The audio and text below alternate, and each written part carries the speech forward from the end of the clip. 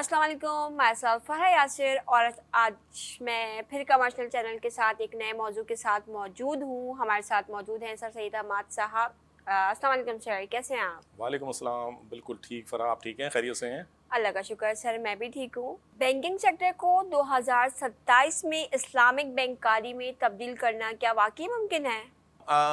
बिल्कुल फ़राह, देखें इस्लामी बैंकारी एक मुकम्मल एक प्रोजेक्ट है, एक मुकम्मल इस पे जो है ना मतलब बात तफ़सीली बात हो सकती है। इस्लामिक बैंकारी 2027 के हवाले से सुप्रीम कोर्ट के अहकामात मौजूद हैं कि 2027 के इख्तिताम तक जो है पाकिस्तान बैंकिंग सेक्टर को मुकम्मल कंप्लीट इस्लामिक बैंकारी में तब्दील होना है। ठीक है। देखिए बातें बिल्कुल चल रही हैं, काम बिल्कुल चल रहा है। तमाम बैंकिंग सेक्टर इंक्लूडिंग रेगुलेटर यानी स्टेट बैंक जो है इस पे मुस्तकिल आप ये समझ लें कि वर्किंग कर रहा है और उस पे नज़र रखे हुए।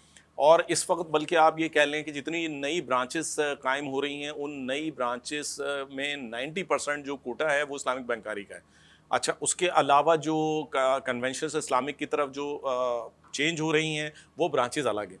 लेकिन इस वक्त भी कुछ इबहाम ऐसे मौजूद हैं जिसकी वजह से चंद हलके जो है वो ये बात कहते नज़र आते हैं कि 2027 के बाद आपको टाइम एक्सटेंड करना पड़ेगा। सही। वजूहात क्या है? उसकी वजूहात में फाइनेंसिंग इस वक्त सबसे बड़ा इशू है। देखिए कंज्यूमर फाइनेंस के हवाले से तो एक चीज़ सामने आ गई, बैंकिंग सेक्टर ने एक बात की वजाहत कर दी कि जी कंज्यूमर फाइनेंस में अगर लॉस की तरफ कोई चीज़ जाती है तो फिर वो इंश्योर्ड है तो वो ख़त्म हो जाएगी और जो है उसमें मज़ीद जितना पे कर दिया और जितना रिमेन रह गया था वो उसकी फ़ाइल वाइंड अप कर दी जाएगी।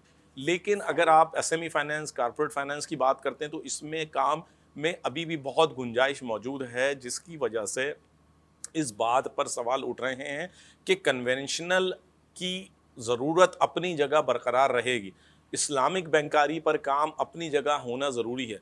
लेकिन इस वक्त जो मुख्तलिफ हलक़े बात करते हैं, एक हलका ये बात करता नज़र आता है कि जी इस्लामिक बैंकारी की ज़रूरत अपनी जगह, लेकिन इस्लामिक बैंकारी की तरफ जितना रुझान जाना था वो जा चुका।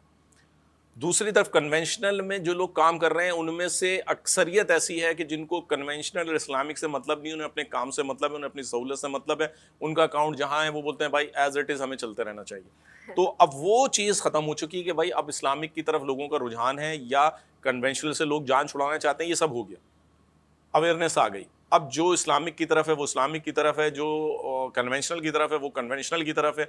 जिसने जाना होगा वो चला जाएगा, अपनी ज़रूरत के मुताबिक, अपने हिसाब किताब के मुताबिक वो अपना काम कर लेगा।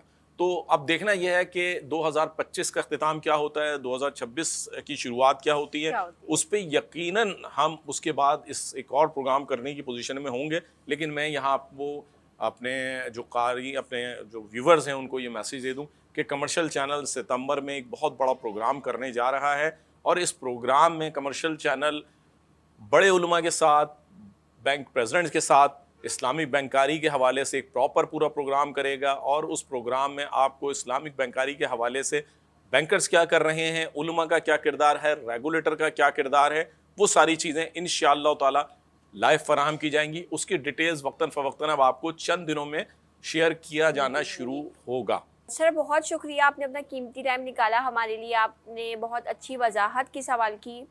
और मज़ीद वीडियोस देखने के लिए अगर आपने पहले तो लाइक एंड सब्सक्राइब नहीं किया है तो सबसे पहले तो आपने चैनल को लाइक एंड सब्सक्राइब कर लेना है ताकि आप बर वक्त सारी वीडियोस देख सकें। और उस वक्त तक के लिए, नई वीडियो तक के लिए खुदा हाफिज़।